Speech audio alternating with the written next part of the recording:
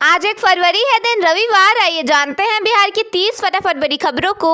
और इस न्यूज़ को आप किस जगह से देख रहे हैं, हमें कमेंट बॉक्स में ज़रूर बताएं। तेज प्रताप यादव ने सरकारी बंगला खाली कर दिया है। इस पर मंत्री लखीराम पासवान ने आरोप लगाया कि बंगले से पंखा, कुर्सी और बल्ब समेत एसी भी निकाल कर ले जाए गए हैं। उन्होंने यह भी कहा कि मकान की छत को नुकसान पहुंचाया गया है। ओवैसी की पार्टी के विधायक अख्तरुल ईमान ने कहा कि ऊंची आवाज में अजान देना ठीक नहीं है। हाल ही में उन्हें वाई कैटेगरी की सुरक्षा भी प्रदान की गई है। होली के बाद निशांत की राजनीति में एंट्री की संभावना जताई जा रही है। उनके पिता और मुख्यमंत्री नीतीश कुमार ने इसके लिए हरी झंडी दे दी है। चर्चा है कि सीएम अध्यक्ष पद छोड़ सकते हैं। पावर स्टार पवन सिंह पर उनकी पत्नी ज्योति सिंह ने तंज कसते हुए कहा कि बेटी की शादी ऐसे व्यक्ति से करनी चाहिए जो फैसले ले सके। उन्होंने यह भी कहा कि शादी हो या तलाक, हर स्थिति में औरत ही बेघर होती है। सांसद पप्पू यादव ने आरोप लगाया कि सूरज बिहारी के हत्यारे सिल्लीगुड़ी में घूम रहे हैं। उन्होंने कहा कि बिहार में पुलिस और गुंडे मिलकर सरकार चला रहे हैं। यूजीसी लागू करने की मांग को लेकर आयशा ने प्रदर्शन किया। बड़ी संख्या में छात्र कारगिल चौक पर जुटे और कहा कि मोदी सरकार यह एक्ट सिर्फ दिखावे के लिए लाई थी। पटना सिटी में एक युवक की चाकू मारकर हत्या कर दी गई। आलमगंज के काटही घाट से उसका शव बरामद हुआ है। एफएसएल की टीम मामले की जांच कर रही है। जन सुनवाई के दौरान डिप्टी सीएम विजय सिन्हा ने अधिकारियों को कड़ी फटकार लगाई। उन्होंने चेतावनी दी कि यदि मार्च तक व्यवस्था में सुधार नहीं हुआ तो कार्रवाई की जाएगी और नौकरी भी जा सकती है। पटना के संपतचक में जब्त किए गए वाहनों में अचानक आग लग गई। एक के बाद एक कई धमाके हुए। घंटों की कड़ी मशक्कत के बाद फायर ब्रिगेड ने आग पर काबू पाया। पटना सिटी में 80 लाख रुपए की कफ सिरप बरामद की गई है। इसे तेज पत्ता और मिर्च के बीच छुपाकर हिमाचल से कटिहार ले जाया जा रहा था। पुलिस ने इस मामले में 6 लोगों को गिरफ्तार किया है। गया जी में कुछ भूमाफिया डीएम बनकर जमीन मालिकों को धमका रहे थे। पूर्व जिला पार्षद को कॉल आने के बाद मामला सामने आया। एसएसपी के आदेश पर एफआईआर दर्ज की गई है। बिहार डेयरी एवं कैटल एक्सपो में 15 करोड़ रुपए का एक भैंसा आकर्षण का केंद्र बना रहा। बताया गया कि उसके सीमेन की बिक्री से करोड़ों रुपए की आय होती है। उसकी खुराक में काजू, बादाम और मौसमी फल शामिल हैं।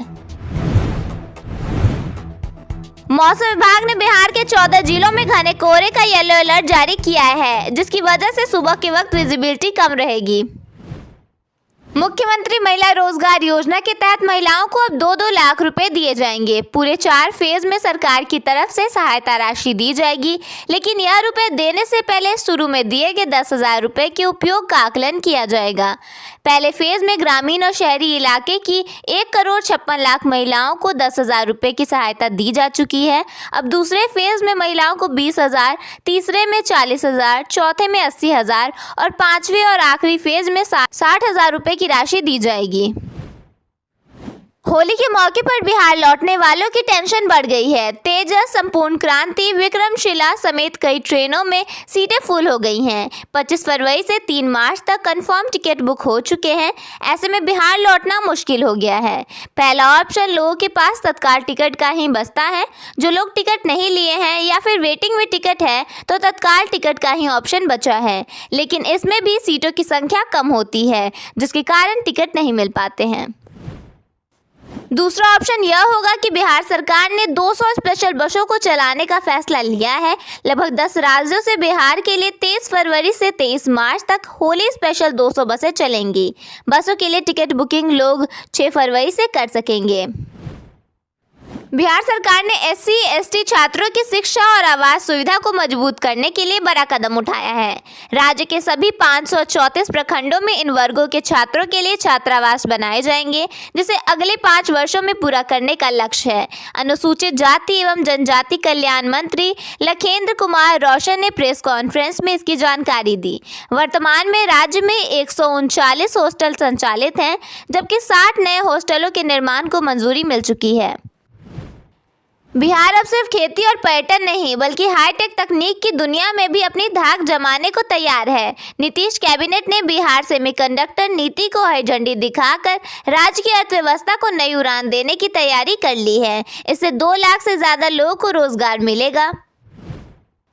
बिहार में जमीन से जुड़े काम अब रविवार को भी करा सकेंगे। विभाग की तरफ से जानकारी दी गई है कि फरवरी महीने में रविवार को भी रजिस्ट्री ऑफिस खुले रहेंगे।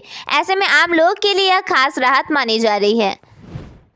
बिहार क्रिकेट के लिए एक बड़ी खुशखबरी सामने आई है। पटना के राजेंद्र नगर स्थित मोइनुल हक स्टेडियम को अंतर्राष्ट्रीय स्तर के आधुनिक क्रिकेट स्टेडियम के रूप में विकसित किया जाएगा।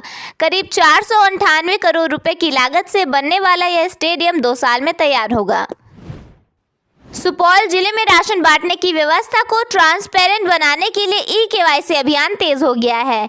20% लोगों ने अभी तक वेरिफिकेशन नहीं किया है। इससे प्रशासन चिंतित है। जिला आपूर्ति पदाधिकारी ने चेतावनी दी है कि फरवरी तक ई-केवाईसी न कराने पर राशन बंद हो सकता है। पटना मेट्रो का सफर अब और भी विस्तार लेने जा रहा है। पीएमआरसी ने अगस्त तक मीठापुर से आईएसबीटी के बीच परिचालन शुरू करने की तैयारी कर ली है। इससे मेट्रो का दायरा बढ़कर 9.3 किमी हो जाएगा। ट्रेनों की कमी दूर करने के लिए पुणे से मेट्रो रैक किराए पर लिए जाएंगे। बिहार के दरभंगा जिले में बर्ड फ्लू की पुष्टि होते ही प्रशासन पूरी तरह एक्शन मोड में आ गया है। नगर निगम क्षेत्र के रहमगंज भीगो इलाके में अब तक 200 से अधिक कौओं की मौत हो चुकी है। भारत सरकार ने मत्स्य पालन, पशुपालन एवं डेयरी मंत्रालय के अंतर्गत पशुपालन एवं डेयरी विभाग ने जांच रिपोर्ट के आधार पर बिहार सरकार को पत्र भेजकर इसकी पुष्टि की है। स्वास्थ्य विभाग ने लोगों को मरे हुए पक्षियों को न छूने की सलाह दी है। कच्चे मांस या अंडे को छूने के बाद हाथ साबुन से अच्छी तरह धोने और मांस अंडा पूरी तरह पकाकर खाने को कहा गया है। किसी भी असामान्य स्थिति की सूचना तुरंत प्रशासन को देने की अपील की गई है। बिहार सरकार गन्ना खेती का रकबा बढ़ाने के लिए प्रयासरत है। इसके तहत जिन इलाकों में गन्ना नहीं उगता वहां नए किसानों को 5 एकड़ तक मुफ्त गन्ना बीज दिए जाएंगे। गन्ना उद्योग विभाग ने 15 दिनों के भीतर सभी गन्ना किसानों का पंजीकरण कराने और उनके बकाया मूल्य का भुगतान करने का निर्देश दिया है। इसका उद्देश्य चीनी मिलों को गन्ने की कमी से बचाना और किसानों को जागरूक करना है। नीट की तैयारी कर रही छात्रा की मौत अब सिर्फ एक आपराधिक मामला नहीं रह गया है बल्कि यह बिहार सरकार के लिए सियासी संकट बन चुका है। 20 दिनों की जांच के बाद भी जब जवाब नहीं मिला तो अब मामला सीधे सीबीआई तक पहुंच गया है। इस मामले में अब तक एसआईटी समेत कई स्तरों पर जांच चल रही थी लेकिन कोई ठोस नतीजा सामने नहीं आ सका। हैरानी की बात यह है कि इस मामले पर न तो पुलिस के आला अधिकारी खुलकर बोल रहे हैं और न ही गृह विभाग के मुखिया कोई बयान देने की स्थिति में है।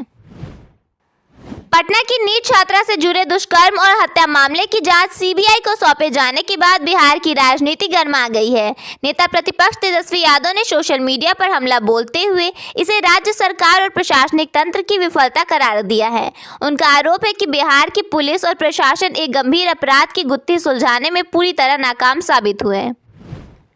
बिहार के बुजुर्गों के लिए अब जमीन की रजिस्ट्री कराना आसान होगा। राज्य सरकार ने ईज ऑफ लिविंग को बढ़ावा देते हुए एक ऐसी सुविधा शुरू की है जिससे अब 80 साल से अधिक उम्र के बुजुर्गों को रजिस्ट्री ऑफिस के चक्कर नहीं काटने पड़ेंगे। अधिकारी खुद घर पर आकर फोटो, बायोमेट्रिक सत्यापन और दस्तावेजों की जांच के बाद रजिस्ट्री की पूरी प्रक्रिया पूरी की जाएगी। इसके लिए मात्र 400 रुपये का नाम मात्र शुल्क लिया जाएगा।